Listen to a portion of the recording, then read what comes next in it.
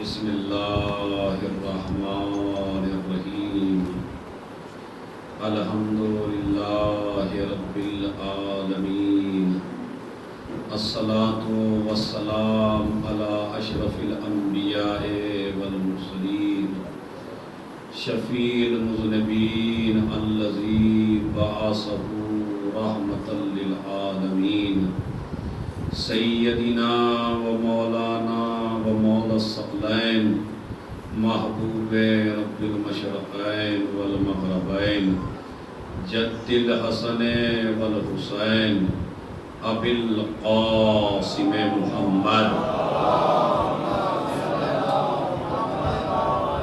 وعلی اہل بیتہ الطیبین الطاہرین المعصومین المظلومین الذین اذهب اللہ عنہم الرجس وطہرہم تطہیرا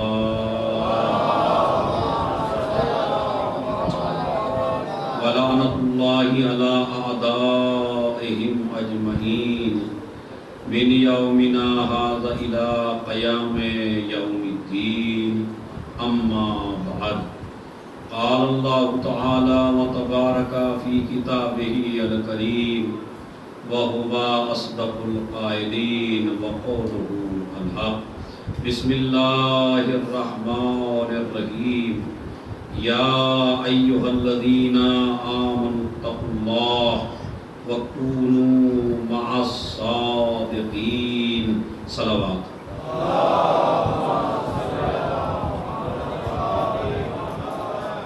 موضوع گفتگو عظمت حسین اور مقصد حسین اور ہماری کیا ذمہ داریاں ہیں، یہ عشرے کا عنوان ہے۔ اسی لیے آپ حضرات کی خدمت میں سورہ توبہ کی 119ویں آیت میں نے آپ کی خدمت میں پیش کی ہے۔ تھوڑی سی جوانوں کے لیے ابتدائی میں کچھ معلومات اگر ہو جائے تو یہی مجلس کا ماحصل ہے اور اسی لیے آپ مجلس میں آئے ہیں۔ منہ پہ ماسک لگا رہے لیکن صلوات میں کمی نہیں ہونی چاہیے۔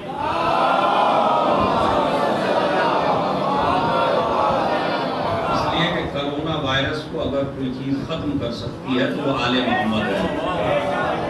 دنیا کی طاقت سے یہ بیماری ختم ہونے والی نہیں ہے، اگر ہوگی تو جب آل محمد چاہیں گے تب ہوگی، تو لہذا بآواز بلند صلوات پڑھیے۔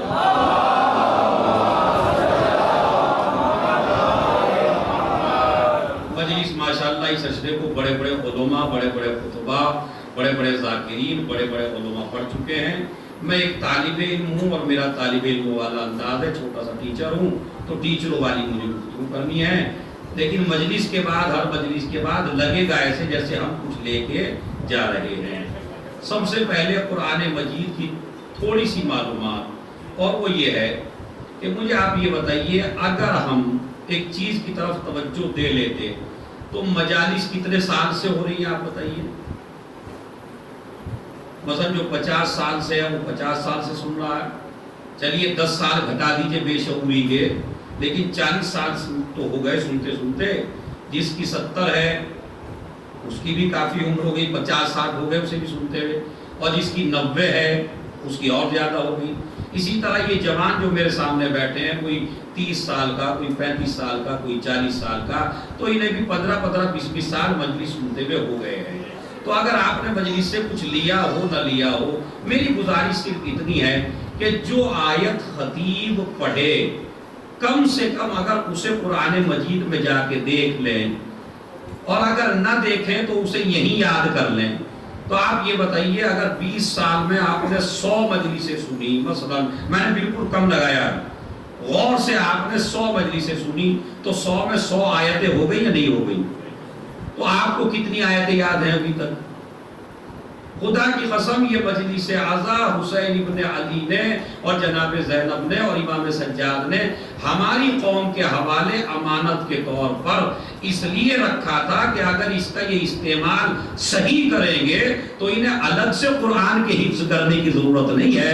اگر مجلس کی پہلی آیت کو غور سے سن لیں تو ان میں حافظ قرآن پیدا ہو جائے یا نہیں ہو جائے.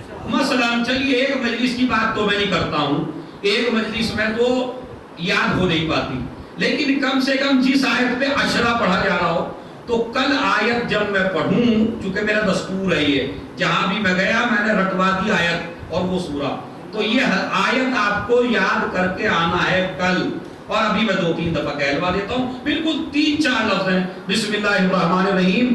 یا ایھا الذین آمنوا اتقوا اللہ وکونوا مع الصادقین. ایک دفعہ اور پڑھیے.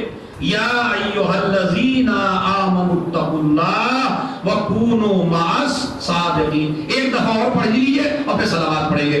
یا ایھا الذین آمنوا اتقوا اللہ وکونوا. ہاں بھائی اتنا بھی یاد ہو گیا تو یہ بہت ہے. ایک آیت بس یاد کر لیجئے, اسی آیت پہ پورا عشرہ رہے گا. اور انشاءاللہ اگر آپ کو کچھ بھی نہ ملے اور ایک آیت بھی یاد ہو گئی اور اس کا مطلب یاد ہو گیا تو اہل بیت آپ سے بہت زیادہ راضی ہوں گے کہ میرے جوانوں کے ایک آیت یاد ہے. پیغمبر اکرم کو ایک جنگ میں جوان کو بھیجنا تھا اور وہاں کئی جوان کھڑے ہوئے تھے, تو ایک مرتبہ ہر آدمی کہنے لگا ہم جائیں گے ہم جائیں گے. نبی نے نہیں فرمایا جس کے پاس قرآن کا علم ہے اسے علمدار بناؤں گا. میں توجہ چاہتا ہوں, جس کے پاس قرآن کی نالج ہے اسے علمدار بناؤں گا. تو فوراً ایک جوان اٹھا, اس نے کہا میرے سورہ بقرہ یاد ہے.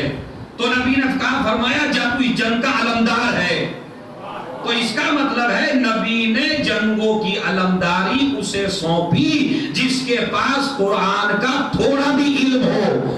تو اگر چھوٹی سی جنگ کے لیے علمدار بننے کے لیے ایک سورے کا یاد ہونا شرط ہے, تو جو ہر جنگ میں علمدار بن کے رہا ہو, ایک صلوات بھیج دیں محمد والا.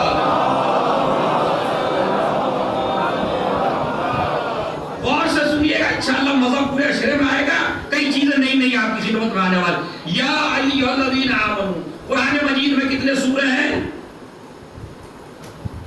اب آئے زور سے بول دیجئے, تو آپ سب بول دیجئے آپ کتنے سورے ہیں؟ قرآن مجید میں 114 سورے ہیں. اچھا, ہر سورے سے پہلے ہے بسم اللہ, تو اب بسم اللہ کتنی بار ہوئی؟ 114 مرتبہ. ایک سورے سے پہلے نہیں ہے, یہ اپنی آپ ڈائری میں نوٹ کریں, ایک سورے سے پہلے نہیں ہے. وہ سورہ کون سا ہے؟ سورہ توبہ. اس سے پہلے نہیں ہے. ریزن کیا ہے, وجہ کیا ہے, کیوں نہیں ہے؟ کہا وجہ یہ ہے کہ اس میں اللہ کے عذاب کا تذکرہ ہے, اللہ کی ناراضگی کا تذکرہ ہے, اللہ کے غیظ و غضب کا تذکرہ ہے, اللہ کے ڈانٹنے ڈپٹنے کا تذکرہ ہے. اور بسم اللہ الرحمن الرحیم میں اس کے رحمان اور رحیم ہونے کا تذکرہ ہے. اللہ نے چاہا جس سورے میں تمہیں ڈانٹ رہا ہوں اس میں مجھے رحمان کہہ کے نہ پکارو. سمجھ گیا؟ جس سورے میں تمہیں ڈانٹ رہا ہوں, میں تم سے غصے ہوں, میں تم سے ناراض ہوں, تو اس سورے میں آپ کیا کریں؟ مجھے رحمان اور رحیم کہہ کے نہ پکارے. ایک نالج اور دیتا ہوں, گوشت لینے جاتے ہیں یا نہیں جاتے ہیں؟ گوشت لینے جاتے ہیں. کٹڑا تو آپ کے سامنے کٹتا نہیں ہے, مگر مرغے کا گوشت ہر آدمی تازہ لانا چاہتا ہے.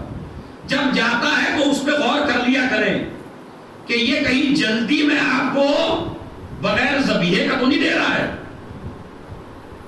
غور کیجئے, بڑا مسئلہ ہے. حرام غذا کے اثرات بہت زیادہ ہوتے ہیں بندے پر. حرام خالی وہ نہیں ہوتا جو لوٹ کے لائیں, حرام وہ بھی ہوتا ہے جو ذبیحہ نہ ہو.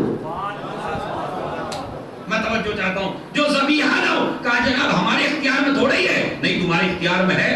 جب آپ جا رہے ہیں مسلمان کے پاس تو کم سے کم اسے ایک مرتبہ یاد دلائیے, بھائی قبلہ رخ کر کے جب چھری پھیریں تو پڑھ لیجئے گا. اس میں کیا پڑھا جاتا ہے وہ آپ سے پوچھنا چاہتا ہوں. بسم اللہ اللہ اکبر.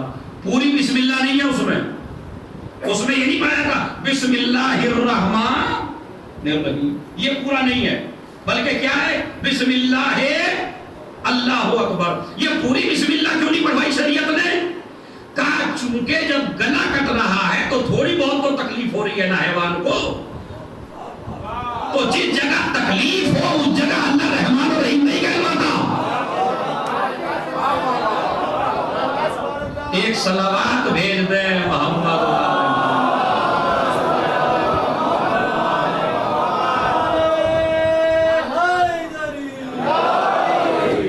ایک صلوات اور بابا سے بلند پڑھ دیں۔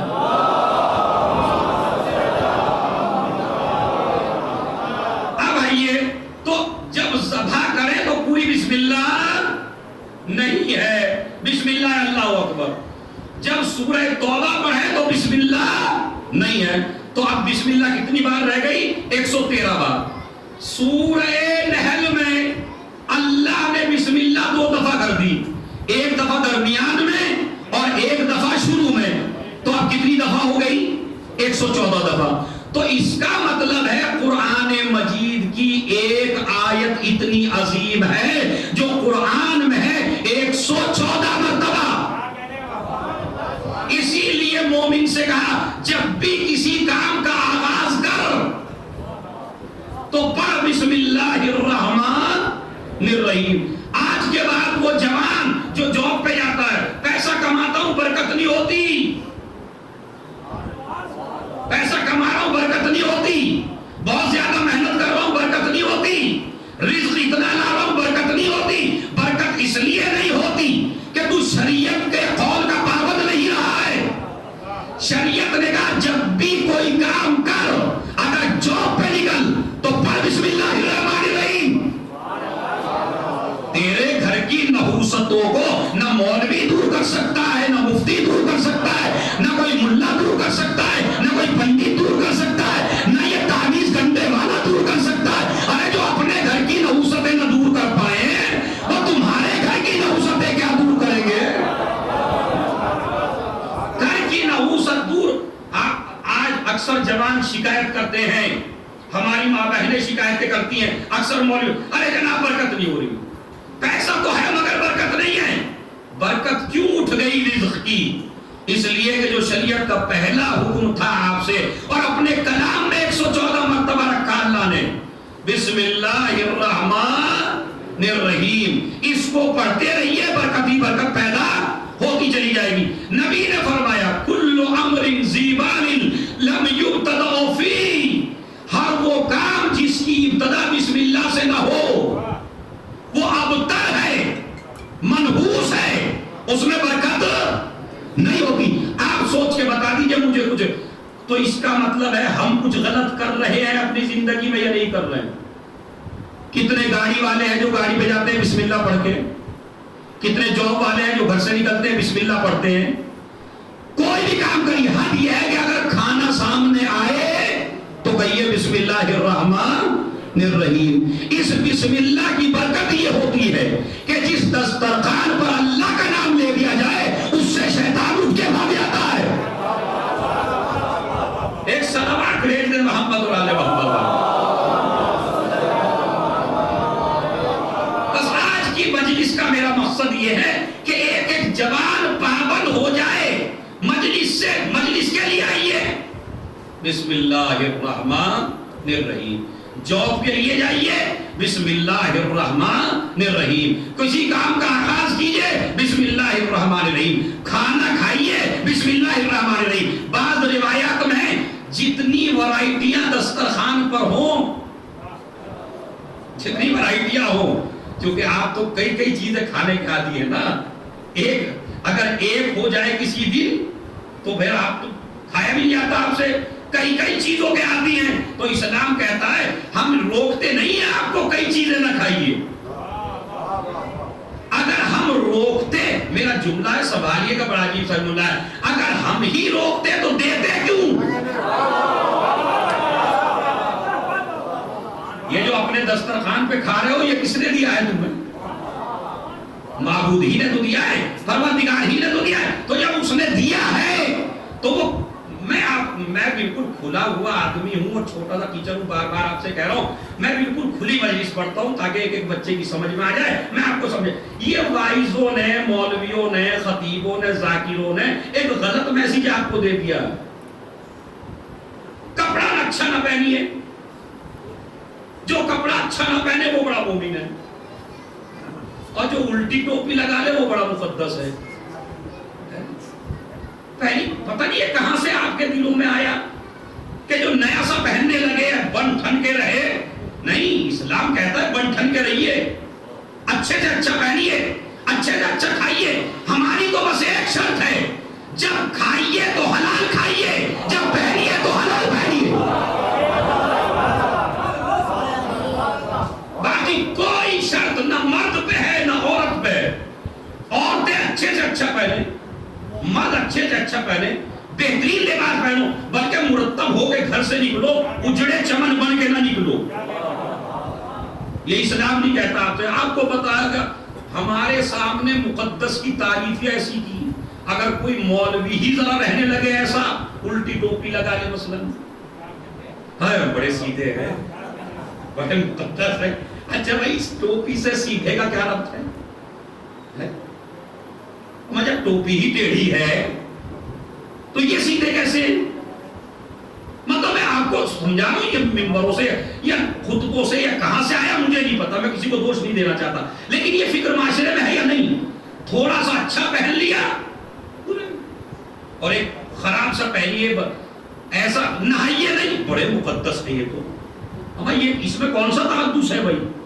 اسلام کہتا ہے بالکل پاک و صاف رہو، النظافت من الایمان، صفائی آدھا ایمان ہے۔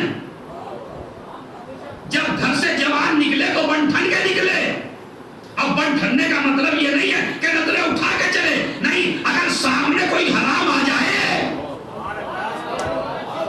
تو نظریں جھکا لے جوان، مگر یہ تبھی ہوگا جب نکلے گا بسم اللہ الرحمن الرحیم پڑھ کے۔ اگر بغیر بسم اللہ کے نکلے گا تو حرام دیکھ بھی سکتا ہے، لیکن جب وہ کام ہی کر رہا ہے، مطلب جاب کر رہا ہے، جاب بھی ایسے ہی عبادت ہے جیسے نماز عبادت ہے، جیسے روزہ عبادت ہے، جیسے حج عبادت ہے، اسی طرح ایک انسان کا جاب کرنا، اپنے بیوی بچوں کے لیے کمانا بھی عبادت ہے۔ یہ میں انشاءاللہ عشرے میں بتاؤں گا، خالی آپ کو یہ بتانا ہے کہ بن ٹھن کے نکلیے، بسم اللہ الرحمن الرحیم پڑھیے، والوں کو مرتب کیجیے۔ پیغمبر اکرم جب گھر سے نکلتے تھے تو اس زمانے میں آئینے نہیں تھے، لیکن پانی کا ایک چشمہ گھر میں تھا، اس چشمے میں اپنی شکل دیکھتے تھے اور شکل کو مرتب کرتے تھے، چہرے کو مرتب کرتے تھے، بالوں کو مرتب کرتے تھے، پھر گھر سے باہر نکلتے تھے۔ جوان بھی جب جائے تو شیشہ دیکھ کے جائے، اپنے بال مرتب کر کے جائے۔ کیوں؟ میں آپ کو بتا رہا ہوں، کہتا یہ بھی عبادت بن سکتا ہے۔ میں نے کہا مولا یہ عبادت کیسے بنے گا؟ کہا جیسے نماز عبادت، روزہ عبادت، یہ آئینہ دیکھنا بھی عبادت۔ کیسے؟ جب آئینے میں مرتب ہو کے اپنی شکل جوان دیکھے اور اسے اس کی شکل اچھی لگنے لگے تو ایک دفعہ زبان سے کہ الحمدللہ رب العالمین، ایک صلوات بھیج دے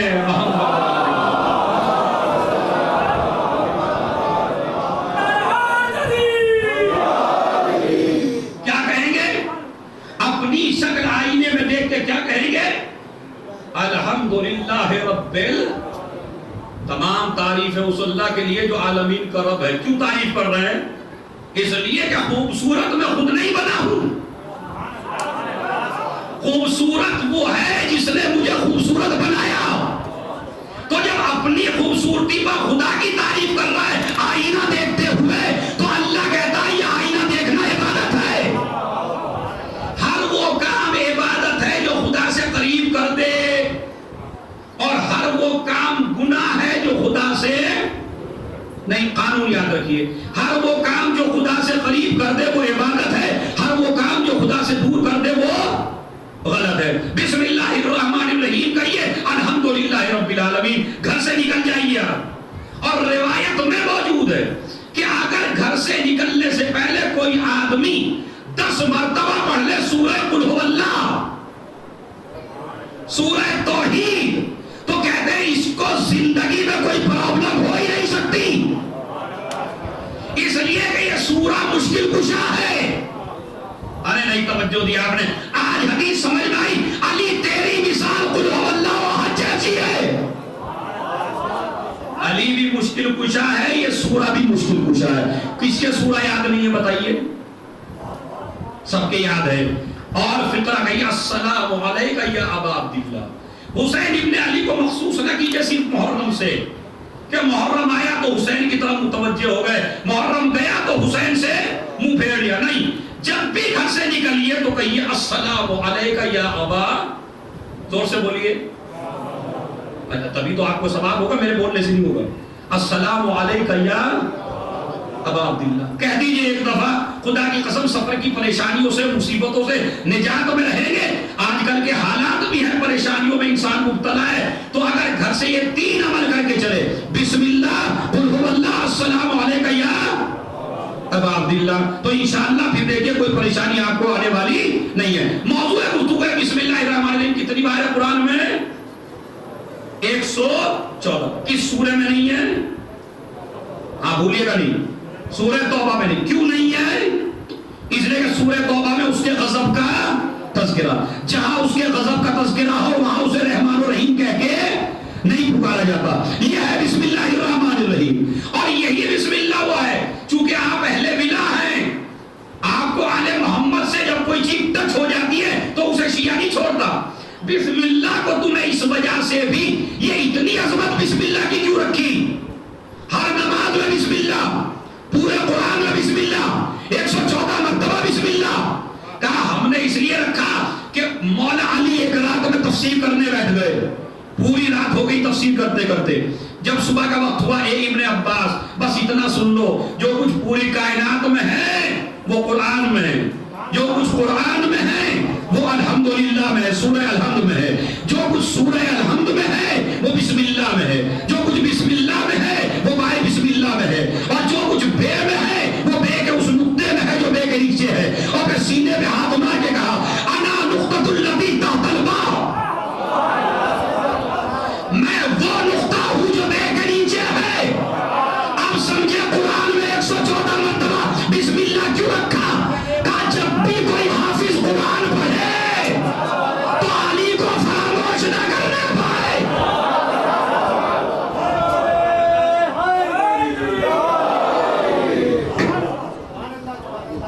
ایک صلوات لے لیں محمد اور آل محمد.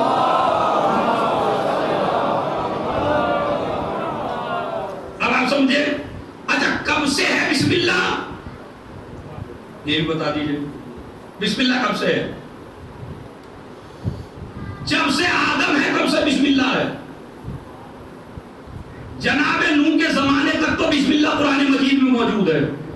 بسم اللہ مجریہا و مرساہا, یہ کشتی چلے گی اللہ کے نام سے, اس میں بھی بسم اللہ. جناب نوح کے زمانے میں بھی.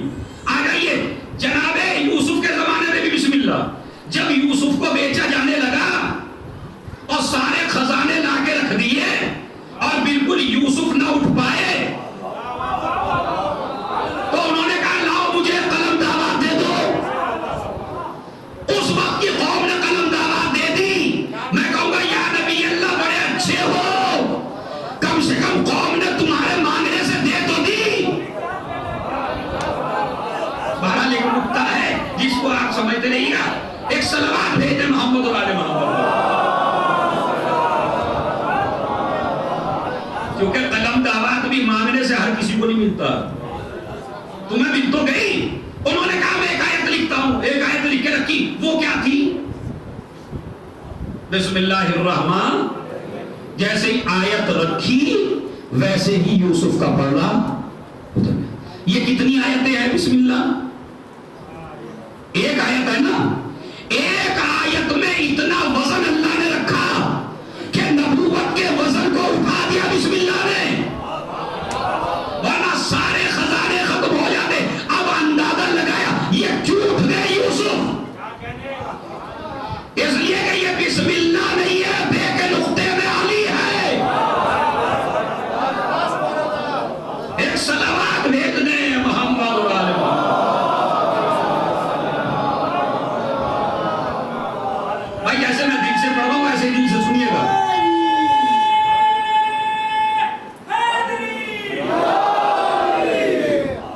सलावत और पढ़ते मोहब्बत वाले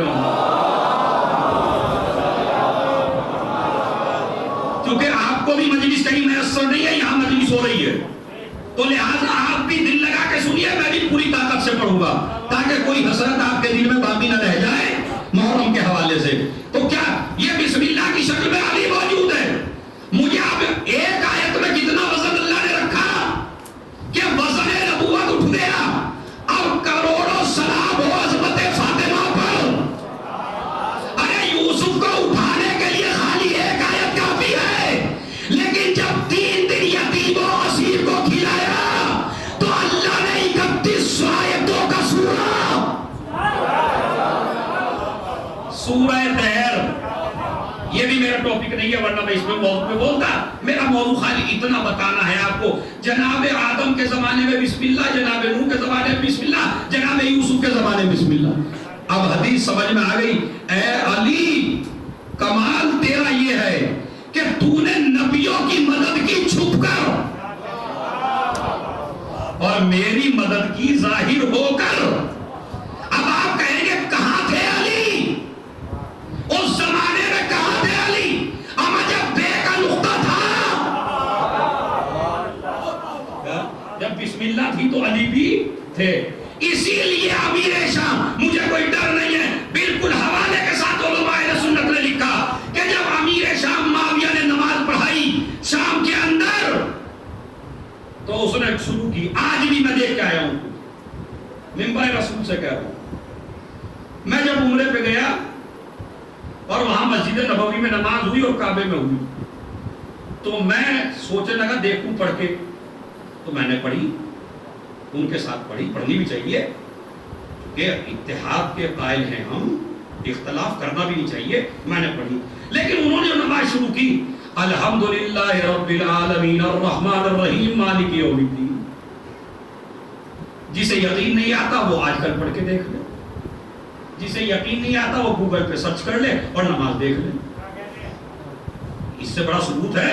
अब वहां से भी शुरू की उन्होंने कहा अल्हम्दुलिल्लाह रब्बिल आलमीन अर्रहमानिर रहीम मालिक यौमिद्दीन। हम बिस्मिल्लाह कहां गई भाई? ये बिस्मिल्लाह कहां गई? अब जब तारीख का वाक़या मिला तो पता चला, जैसे ही मौलाना अली ने तफसीर की और अमीर शाम को पता चला तो एक मरतबा उसने नमाज पढ़ाई। नमाज के पता क्या कहता है यजीद का बाप जब नमाज पढ़ रहा है? यजीद का बाप नमाज पढ़ रहा है और पढ़ के कहता है अल्हम्दुलिल्लाह रब्बिल आलमीन अर्रहमानिर रहीम। अब वो जो पीछे थे वो कोनियां मारने लगे कि भाई आज इन्हें क्या हो गया। बस नहीं, अगर शुरू कर दूं ऐसे और आपको आदत नहीं है गलत की तो भाई से क्या हो गया भाई। अब वो जैसे ही नमाज से फारिग हुए तो एक बोलने वाला आदमी था, पूरे हवाले से पढ़ रहा हूं उलमाए सुन्नत की किताबों में, अमीर शाम की हिस्ट्री में आपको मिलेगा कि एक मरतबा अमीर शाम से उसने कहा, बोलने वाले ने, हल सरक्ता, अब मैं अरबी पढ़ता हूं ताकि आपको शक भी ना रहे, बिल्कुल किताब, हल सरक्ता अम नसीता, आप भूल गए या आपने चोरी कर ली?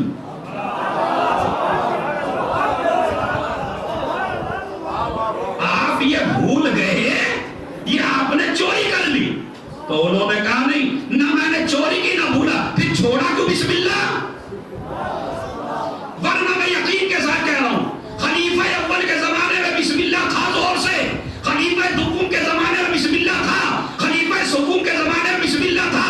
ये शुरू किया अमीर शाम ने, उसने कहा यह आयत मुझे हजम नहीं होती, इसलिए कि नुक्ते की शक्ल में अली आ रहा है।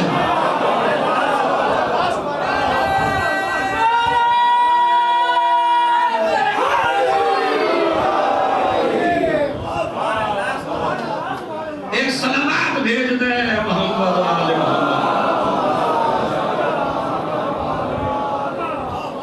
मैं मिंबर से कह रहा हूं और बड़े सोची से हवाले चाहिए और मेरे से हवाले ले ले, नहीं कर सकता तो अंग्रेजी में भी गूगल पे सर्च करके देख सकता।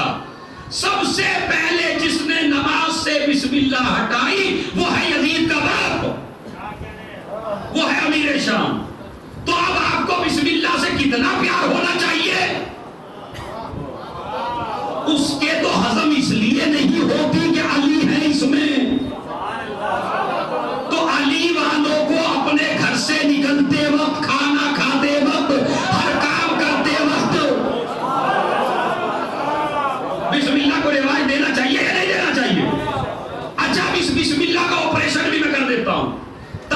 بسم اللہ پڑھیں تو بسم اللہ پڑھنے میں بھی تو مزہ آیا آپ کو.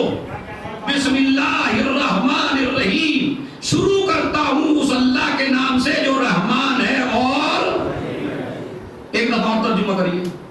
شروع کرتا ہوں جو رحمان ہے اور اچھا ابھی سن لیجئے اور غور سے سنیے گا. اسلام کیوں آپ کو زیادہ توجہ دے رہا ہے بسم اللہ پڑھ، ہر کام سے پہلے بسم اللہ پڑھ؟ کہتے ہیں اس لیے کہ جب اسے بسم اللہ کی عادت ہو جائے گی تو غلط کام خود ہی نہیں کرے گا. اب میں نے آہستہ سے کہا تو اس کا مطلب یہ نہیں جملہ قیمتی نہیں ہے. جب بسم اللہ کی عادت ہو جائے گی تو غلط کام خود ہی چھوڑ دے گا. کیسے؟ پسند کسی کا تالا توڑنا ہے کسی کی دکان کا اور عادت ہے بسم اللہ پڑھنے کی، بسم اللہ الرحمن. اب تالا توڑتے ہوئے سوچے گا نا، سوچے گا کہ جب میں نے کام اللہ کے ذریعے شروع کیا ہے تو مجھے حلال کرنا چاہیے، حرام نہیں کرنا چاہیے. پتہ کیوں رکھا اسلام نے بسم اللہ الرحمن الرحیم؟ اور یہ بسم اللہ اتنی عظیم ہے. ادھر جناب موسیٰ نے بددعا کی فرعون کے لیے، کہا پروردگار میں اس سے عاجز آ گیا ہوں، تیرا سب سے بڑا دشمن ہے، ہمیں یہ ہماری سیٹ تھوڑا ہی چھین رہا ہے، یہ تو تیری سیٹ پہ ہاتھ ڈالے ہوئے ہے، یہ اپنے کو معبود کہہ رہا ہے، پروردگار کہہ رہا، پروردگار اسے برباد کر دے. جناب موسیٰ نے دعا کر دی، فرعون کا کچھ بھی نہیں بگڑا. اب آپ سوچ سکتے دوسرے دن پھر کہا جناب موسیٰ نے پروردگار میں نے بددعا کی تھی ایسے ملعون کے لیے اور اس کا عذاب نازل کرتا تو کیسے کرتا؟ کہا کیوں معبود تو مجبور نہیں ہے، تو ان اللہ علی کل شیء قدیر ہے، عذاب نازل کیا کیوں نہیں؟ کہا میں نے عذاب نازل اس لیے نہیں کیا کہ جا کے اس کے صدر دروازے پہ دیکھو لکھا ہوا کیا ہے. کہا صدر دروازے پہ لکھا ہے بسم اللہ الرحمن الرحیم. ارے جہاں مجھے رحمان لکھا گیا ہو میں اس دروازے پہ عذاب نازل کروں تو کتنا عظیم ثواب ہے بسم اللہ الرحمن الرحیم کا. شروع کرتا ہوں اس اللہ کے نام سے جو رحمان ہے اور رحیم ہے. اللہ کی معنی کیا ہے؟ کلمہ تو پڑھتے ہیں بھائی، سارے مسلمان ہیں، کلمہ پڑھتے ہیں لا الہ الا اللہ. تو یہ اللہ کے معنی کیا ہے؟ ڈکشنری میں چیک کریے. اگر آپ سے کوئی پوچھ لے بھائی اللہ اللہ کرتے ہو نام تو بتاؤ، مطلب بتاؤ تو اس کا ترجمہ. اللہ کا ترجمہ بڑا آسان بات کرتا ہوں. لفظ اللہ وہ ہے جس میں ہر کمال موجود ہو اور ہر نقص سے دور ہو. کیا ہے اللہ کا ترجمہ؟ جس میں ہر کمال موجود ہو اور ہر نقص سے دور ہو. تو ہم نے خدا کس کو مانا؟ خدا اس کو مانا جس میں ہر کمال موجود ہو اور کوئی نقص موجود نہ ہو. اس کے بعد نبی بھی اس کو مانیں گے جس میں کمال موجود ہو کوئی نقص موجود نہ ہو، اور پھر خلیفہ بھی اس کو تسلیم کریں گے جس میں کمال موجود ہو کوئی نقص موجود، چونکہ کلمے میں وہ آ ہی نہیں سکتا جس میں نقص موجود ہو. لا الہ الا اللہ سنائیے، محمد علی. ہمیں ناموں میں برکت ہے، پڑھ لیا کہ نہیں نے؟ خالی ایسے ہی نہ رکھے کہ ایک دفعہ ہی کہلوا دیا تو اماں نے بچپن میں تو بعد میں کبھی کہنے کی ضرورت ہی نہیں پڑی.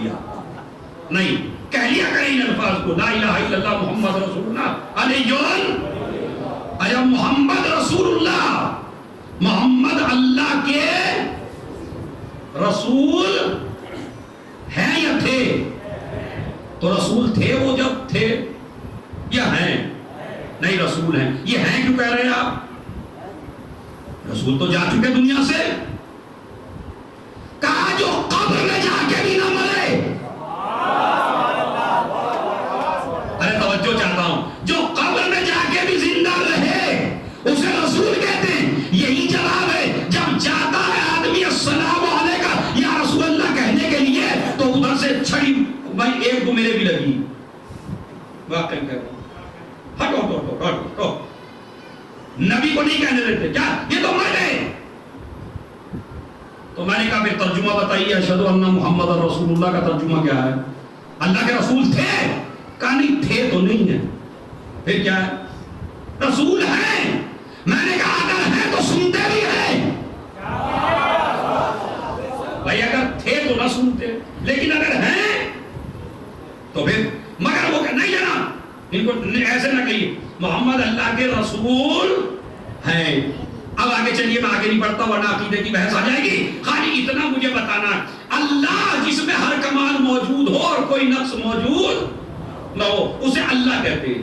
چلیے اس کے بعد بسم اللہ الرحمن، اب زور سے بولی بھائی، مطلب رحمان اور رحیم کہتے ہوئے اللہ آپ کو رحمتیں نہیں برسوانی ہے کیا آپ کے اپنے اوپر؟ بسم اللہ الرحمن، اور بآواز بلند بسم اللہ۔ انشاءاللہ آج کے بعد تو اسے چھوڑے گا نہیں، میں اتنے فضائل اس کے بتا دوں گا۔ عمل کریے، ایک ایک مجلس میں ایک ایک آیت کا اس طرح بتاؤں گا تاکہ آپ اسے اپنی زندگی میں لائیں۔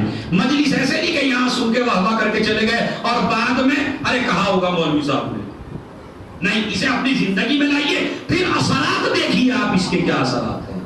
خدا کی قسم ایک بسم اللہ کے اثرات اگر آپ کو پتہ چل جائیں۔ شروع کرتا ہوں اللہ کے نام سے جو رحمان ہے، اور رحمان اور رحیم کا مطلب کیا ہے؟ دونوں کا ترجمہ ہے مہربان ہے، رحمتیں برسانے والا ہے۔ رحمان رحمتیں برسانے والا، رحیم رحمتیں برسانے والا۔ لیکن فرق کیا ہے؟ رحمان کہتے ہیں دنیا میں رحمتیں برسانا، رحیم کہتے ہیں آخرت میں رحمت برسانا۔ دیکھا بسم اللہ نے کہاں سے جوڑا آپ کو؟ شروع کرتا ہوں اپنے اللہ کے نام سے جو رحمان ہے۔ رحمان کا مطلب کیا ہے؟ یعنی جو دنیا میں رحمتیں برساتا ہے۔ یہ دنیا میں رحمتیں برسانے کا مطلب کیا ہے؟ دیکھیں، چاند رحمت، سورج رحمت، پانی، ہوا، بڑی آہستہ سے کہا آپ نے اسے، ہوا کیا ہے؟ رحمت ہے۔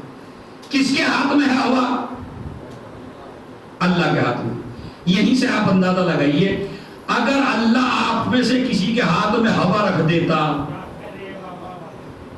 سمجھ رہے؟ تو یہ جو حیدری انجمن حیدری ہے، ان کی تو پتہ نہیں کب کی بند کر دیتے وہ۔ صلوات پڑھیں محمد رسول اللہ۔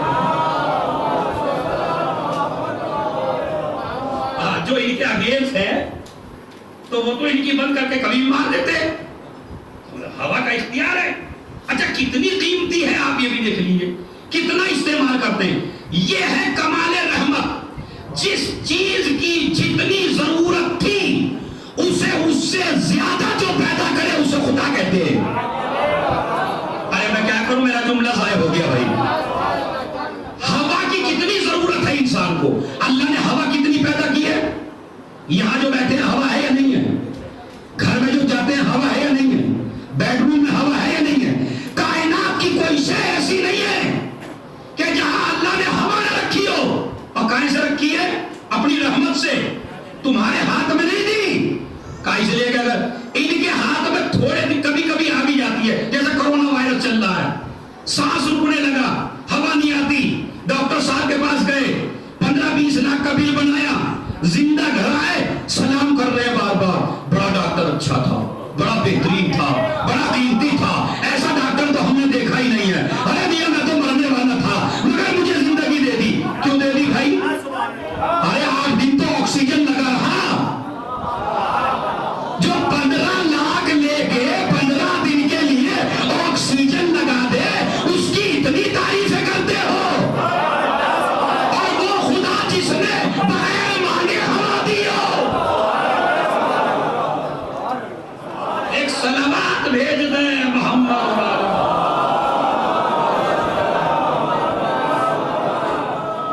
خدا آج دیکھیں مجلس حسین کا مقصد یہی ہے کہ آپ سوچنے پہ مجبور ہو جائیں۔ میں نے پانی کا تذکرہ بھی نہیں کیا، ہوا کتنی بڑی رحمت ہے۔ میں بتاؤں آپ سے، جب آپ اندر کی ہوا نکالتے ہیں تو اگر یہ اندر ہی رہ جائے باہر نہ آئے کیا ہوگا؟ مر گئے۔ اچھا اگر باہر کی اندر نہ جائے تو مر گئے۔ تو ایک لمحے میں تمہیں خدا کتنی زندگیاں دیتا ہے. ابھی ذرا سانس لیجئے, 1 منٹ میں کتنے سانس لیتے ہیں؟ 1 منٹ میں کتنے سانس لیتے ہیں؟ جسے بہت زیادہ جلدی آتا ہے تو وہ کئی لے لے گا. چلیے آپ ذرا لے کے دیکھیں 1 منٹ میں کتنے سانس.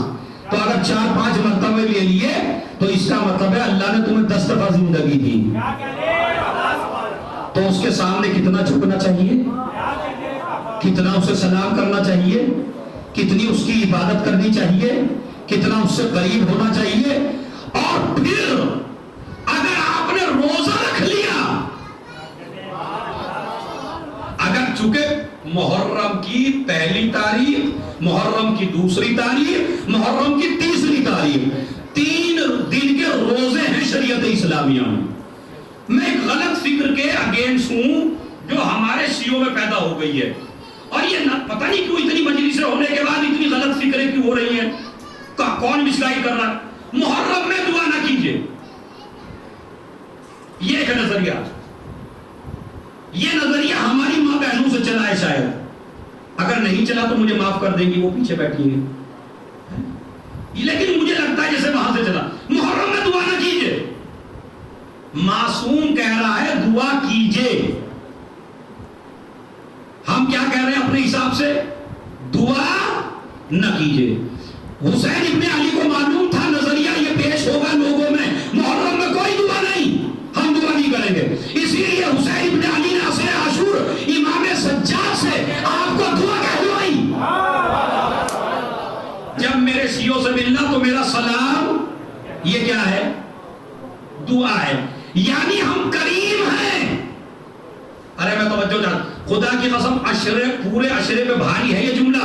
جہاں جہاں تک بیٹھے ہیں ایک ایک آدمی تک میرا جملہ پہنچنا چاہیے. بڑا عجیب جملہ ہے. جو پریشانیوں میں خود پریشان ہو کے اپنے کو بھی بھول جائے وہ اور ہوتے ہیں, اور جو پریشانیوں میں بھی ہو اور پھر دعا دے کے جائے اسے ایمان کہتے ہیں. صلوات بھیج دیں محمد اور آل محمد. نہیں بھائی, اتنے بڑے مجمع کی صلوات ایسی ٹھنڈی نہیں.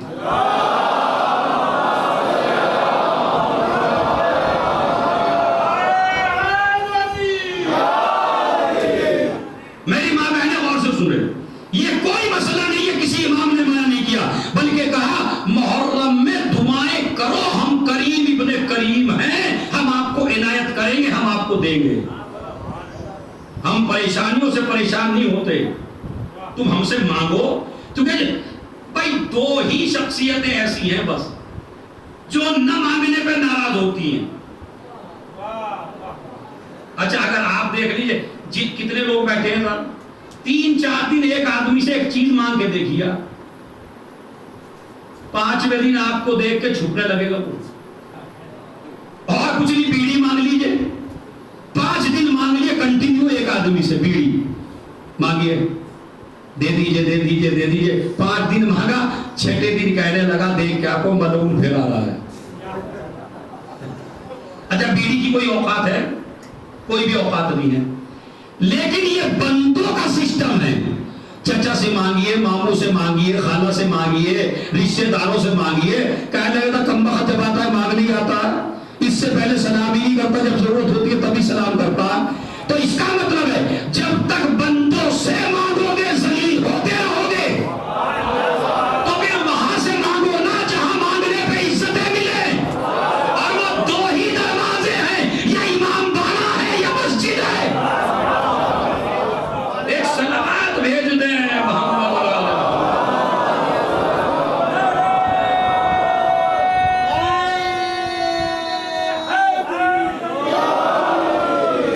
خدا کی قدم. جہاں مانگنے پہ عزتیں ملتی ہوں, یا وہ حسین کا دروازہ ہے, تو پہلی محرم, دوسری محرم, تیسری محرم.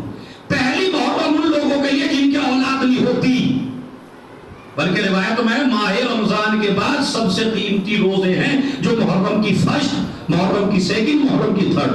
ایک تو گزر گئی ہے, آگے رکھ سکتا ہے جو جوان رکھنا چاہے. رزق کی تنگی کے لیے سب سے بہترین ہے 2 محرم کا روزہ. جاب کی پریشانی ہے, رزق کی پریشانی ہے, تو 2 محرم کا روزہ. کیوں منگوا رہا ہے؟ کہ کہا اس لیے کہ جب 3 دن روزہ رکھیں گے تو انہیں 3 دن کی پیاس یاد آئے گی اور یہ مجمع حسین کی طرف متوجہ ہو جائے گا. اس لیے فرسٹ سیکنڈ تھرڈ 3 دن آپ روزہ رکھیے اور اس کے بعد سنیے عاشور کو نہ رکھیے گا. یعنی جو معصوم کہہ رہا ہے فرسٹ محرم میں رکھیے وہ عاشور کو نہ رکھیے گا. مراجع کرام کے نزدیک بعض کے نزدیک حرام ہے, بعض کے نزدیک مکروہ شدید ہے, حرام کے قریب ہے. اب آپ یہاں پہ الٹی بحث کرنے لگے اجی روزہ تو اللہ ہی کے لیے ہوتا ہے, اس میں حرام حلال کیا ہے. کبھی کبھی الٹی کھوپڑی ہو جاتی ہے آدمی کی, کہتا نہیں کہتا بھائی روزہ رکھنا غلط ہے یا اچھا ہے؟ بتائیے آپ پہلے یہی مسئلہ حل کر لیجئے. روزہ رکھنا اچھی بات ہے یا بری بات ہے؟ اچھی بات ہے. لیکن آپ عید کے دن رکھ کے بیٹھ گئے, کہا جب 30 دن ہو ہی گئے پورے رکھتے رکھتے تو اللہ میاں عادت پڑ گئی تو مجھے اور زیادہ ثواب ہوگا 31ویں دن بھی رکھ لوں تو اب اچھی چیز ہے نا. کہا نہیں, مسئلہ اچھی بری کا نہیں ہے, مسئلہ ہے کہ دین میں تمہاری حیثیت دین بنانے کی ہے یا دین ماننے کی ہے. ارے میں توجہ چاہتا ہوں, بڑا عجیب سا جملہ ہے. آپ اپنی حیثیت معین کیجئے جتنے مجلس میں بیٹھے ہیں, تمہاری حیثیت دین بنانے کی ہے. اور میری ماں بہنیں بھی سنیں, دین تمہیں بنانا ہے یا دین ماننا ہے؟ بنانا نہیں ہے نا. تو جب بنانا نہیں ہے تو اگر کسی حکم کا آپ کو پتا نہیں ہے تو پوچھو نا 14 معصومین سے. اپنی رائے پہ عمل نہ. چلیے جن کے یہاں بتانے والا نہیں ہے ان کے یہاں تو پریشانی ہے, جن کے 14 بتانے والے ہوں انہیں اپنی رائے پہ عمل کیوں کرنا بھائی. کوئی بھی مسئلہ پیش آیا آپ کے سامنے, آپ دیکھیے میرا دین کیا کہتا ہے. روزہ رکھنا بڑی اچھی بات ہے, 30 دن اسلام نے کہا واجب ہے, اور جس دن عید ہو گئی اس دن حرام ہے. اے پروردگار تیرا بھی کچھ حساب ہی نہیں ہے, 30 دن رکھوایا واجب کر کے, آج میرا دل چاہ رہا میں رکھ لوں. کہا نہیں, یہی تو بتانا چاہتے ہیں کہ اسلام اپنی مرضی پر چلنے کا نام نہیں ہے. اسلام اگر تمہیں اپنی میں بس مجلس کا اینڈ کر رہا ہوں یہ جملہ کہہ کے, ایک آدمی جو اب تک متوجہ نہیں ہو پوری مجلس میں آپ متوجہ ہو جائے.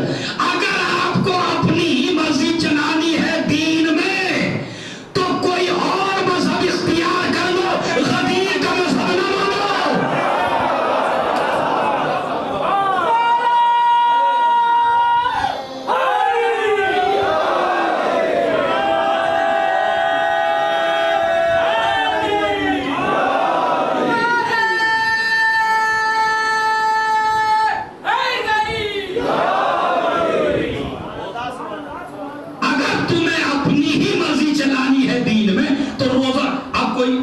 بھائی اخباری ہی کہنے لگے, بھائی اخباری صاحب, چونکہ اخباریت بھی بڑی چل رہی ہے, لیکن میں ناراض نہیں ہوں بھائی اخباریوں سے, اس لیے کہ اگر کوئی مس گائیڈ ہو گیا ہو تو اسے اچھے راستے پہ لانا عالم کی ذمہ داری ہے. جس مولا کی مجلس ہے وہ مولا کہتے ہیں برائی سے پرہیز کرو, برے سے نہیں. یہ امام حسین کا قول ہے.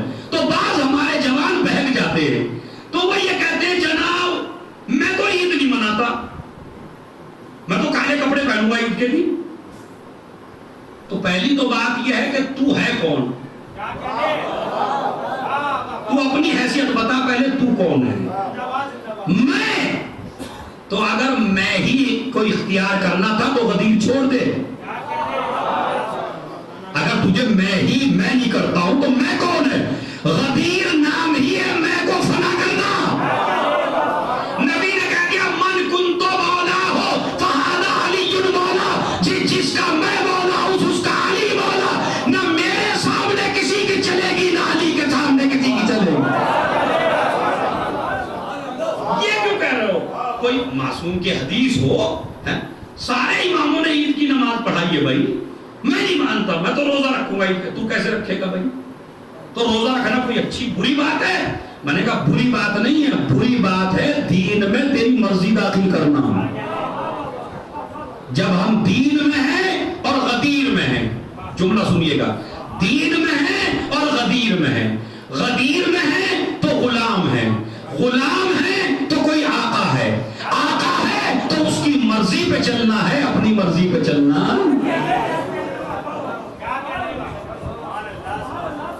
اپنی مرضی پہ ہمیں چلنا، کسی کی مرضی پہ چلنا ہے. بس انشاءاللہ موضوع ادھورا رہ گیا، کل موضوع آگے بڑھے گا رحمان اور رحیم کا مطلب، تاکہ پھر میں اپنا موضوع شروع کر سکوں اور آپ کو بتا سکوں اور آپ کو سمجھا سکوں کہ عظمت حسین کیا ہے اور عظمت اہل بیت کیا ہے. پڑھیے پھر میرے ساتھ، بسم اللہ الرحمن الرحیم. یا ایھا الذین آمنوا اتقوا اللہ وکونوا مع، اے صاحبان ایمان آپ تقوی الہی اختیار کریں اور سچوں کے ساتھ. تو یہ سچوں کے ساتھ ہونے کا مطلب کیا ہے؟ کل بتاؤں گا انشاءاللہ، کل کی مجلس آئے گا. مطلب کیا ہے؟ مطلب یہ ہے جہاں سچے بیٹھے میں ہی بیٹھوں، سچوں کے ساتھ چلوں. جیسے ایک مولوی، آج کل مولوی صاحب، ایک بیچارہ عام آدمی مولوی صاحب کے ساتھ چلتا. ضروری نہیں ہے جو ساتھ چل رہا ہو وہ ساتھ ہو، ضروری نہیں ہے جو ساتھ چل رہا ہو، ساتھ بیٹھا ہو، وہ ساتھ بھی ہو. اسی لیے شرط لگائی، اے مومنوں. اللہ چھوٹے موٹے آدمی سے تو بات بھی نہیں کرتا. اے صاحبان ایمان، تو یہ صاحبان ایمان کو لذت محسوس کرنی چاہیے نا کہ ہمارا خدا ہمیں مومن کہہ کے خطاب کر رہا. جس کا خدا اسے مومن کہہ کے پکارے تو اس کی عظمت کیا ہوگی. بس عزیزو، فرش اعضا بچ چکا ہے، محرم کی پہلی تاریخ گزر گئی ہے. غم کا دن، عزا خانے سج گئے ہیں اور کوئی ماں رومان لے کے آ گئی ہے.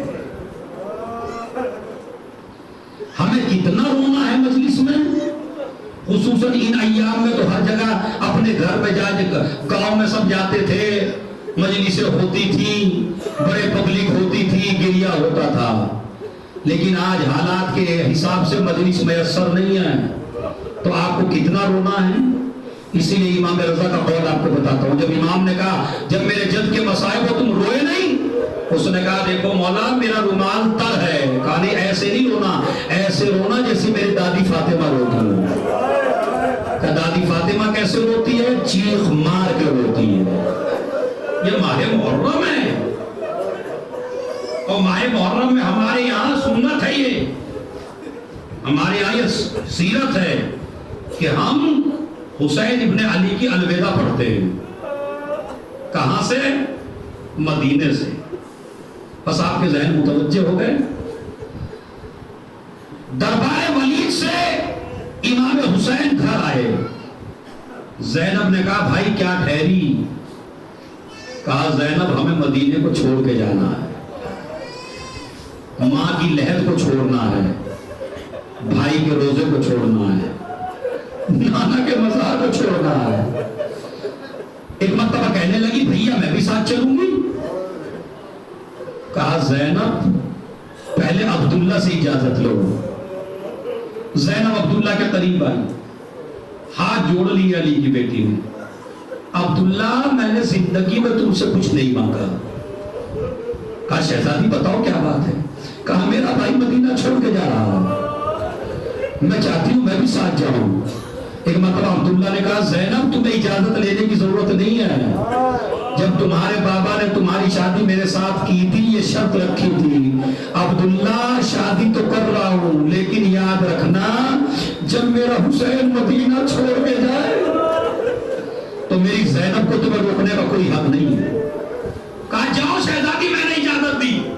زینب چلی، ابھی تھوڑی دور چلی تھی عبداللہ نے پھر آواز دی. کہا زینب رکو.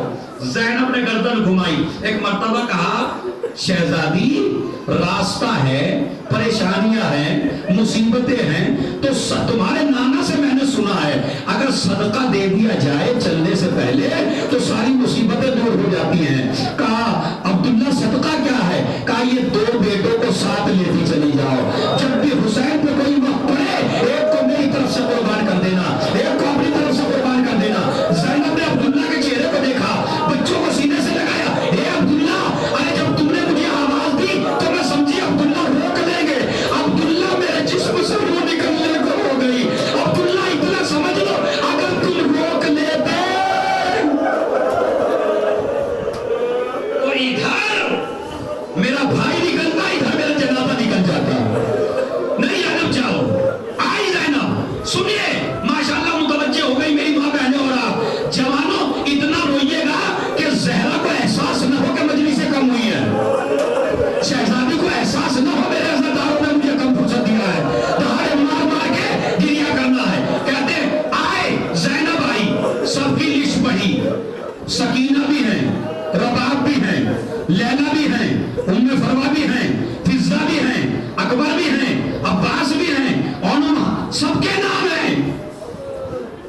نام نہیں ہے جسے سغرا کہتے ہیں.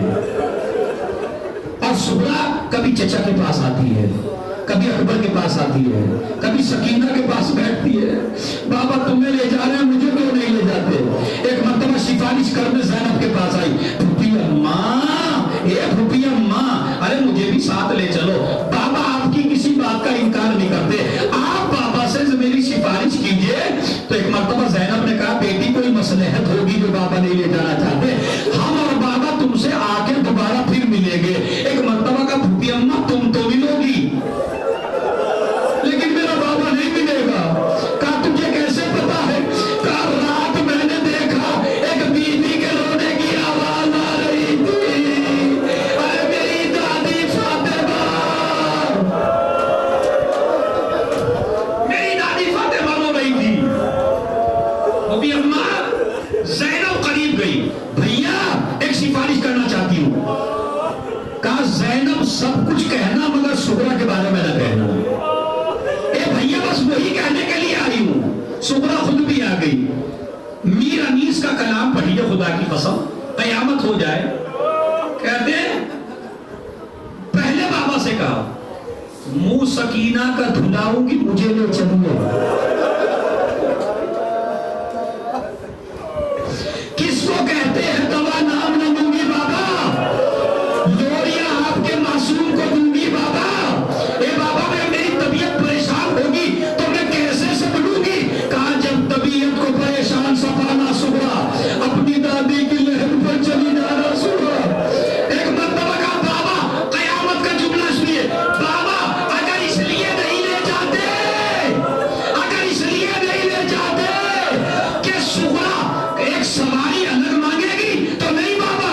ارے میں یہ نہیں کہتی کہ ہماری میں بٹھا دو, اے بابا مجھے فضا کی سن, میں یہ نہیں کہتی کہ ہماری میں بٹھا دو, اے بابا مجھے فضا کی سواری میں بٹھا دو. زینب نے کہا بھیا جب اتنی خواہش کر رہی ہے تو اجازت دے دو. کہا نہیں زینب اسے اجازت نہیں دے سکتا. کہا کیا ہو گیا؟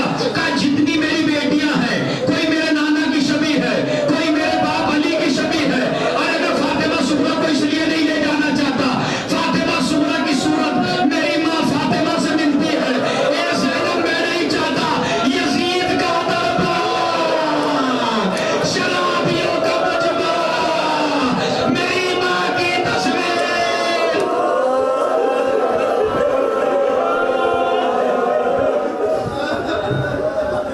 رات کا وقت آیا, سنیے, نہیں حق رونا ادا نہیں ہوا, ابھی رونے کا حق ادا نہیں ہوا ہے. سنیے, رات کا وقت آیا, حسین چلے رخصت آخر کے لیے اپنے نانا کے پاس آئے.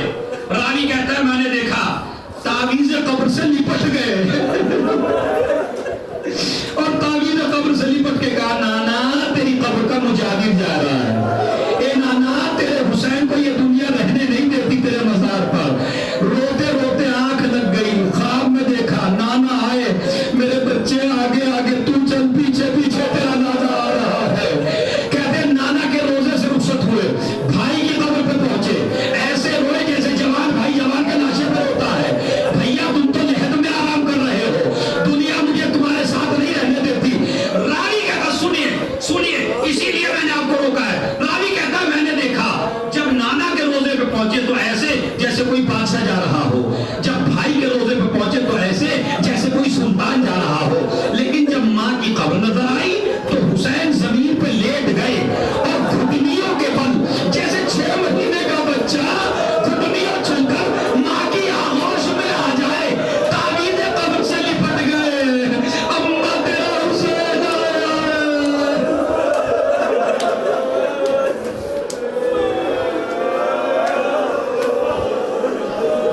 اماں تیرا حسین آیا ہے. ایک مرتبہ آواز دی, اماں لہو لہان چمن دیکھنے چلو. ارے زینب کے بازوؤں میں رسن دیکھنے چلو. آواز آئی میرے لات تو آگے آگے چل, تیری ماں تیرے پیچھے پیچھے آ رہی ہے.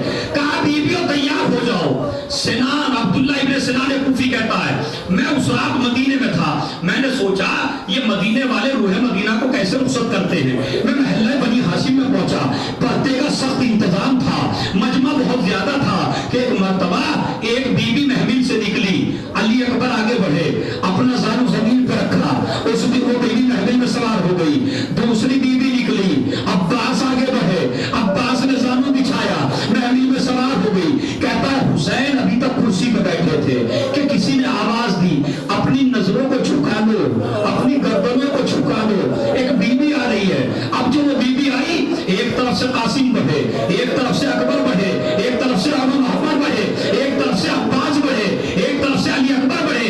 بازو علی اکبر نے تھاما، ایک بازو عباس نے تھاما، حسین اب تک بیٹھے تھے، کرسی سے حسین اٹھ گئے، اپنا زانو حسین نے بچھایا، اس بیوی نے قدم رکھا۔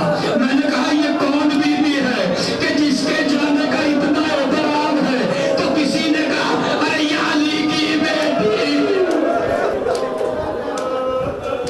یہ علی کی بیٹی زینب کبریٰ ہے جس کا اتنا احترام ہے۔ یہی تو وجہ ہے پروردگار اس مجلس کی برکت سے آپ کو شام ضرور لے جائے، وہاں جب روزے زینب پہ پہنچنا تو زیارت میں موجود ہے کہ جب 11 محرم کو علی کی بیٹی کربلا سے چلی تو فرات کا رخ کیا، اے بھیا ارے مدینے سے لائے تھے، اتنے اہتمام کے ساتھ، اور آج مجھے کوئی سوار کرنے والا نہیں ہے۔ لو عزیزو قافلہ چلا، ابھی کچھ دور ہی پہنچا تھا کہ ایک بیوی کو آتے ہوئے دیکھا، کون؟ فاطمہ صغریٰ، رباب کے قریب آئی، علی اصغر کا بوسہ لینا شروع کیا، بچے کو سینے سے لگانا شروع کیا، اور ایک مرتبہ کہا اماں آپ چلی جائیے، اصغر کو میرے پاس چھوڑ دیجئے، کم سے کم مجھے تسلی ہو جائے گی۔ بس آخری جملے ہیں، اس کے ساتھ مجھے تسلی ہو جائے گی۔ روایت کے الفاظ ہیں، قافلہ چلنے میں دیری ہو گئی، حسین نے کہا قافلہ آگے بڑھاؤ، قافلہ آگے بڑھنے لگا، کہا قافلہ آگے کیوں نہیں بڑھتا؟ کہا رباب کی گود میں اصغر نہیں ہے۔ حسین نیچے اترے، رباب نے مانگا اصغر نہیں آئے، زینب نے لیا اصغر نہیں آئے، لیلا نے لیا اصغر نہیں آئے، سکینہ نے لیا اصغر نہیں آئے۔ ایک مرتبہ صغریٰ رو کے کہتی ہے بابا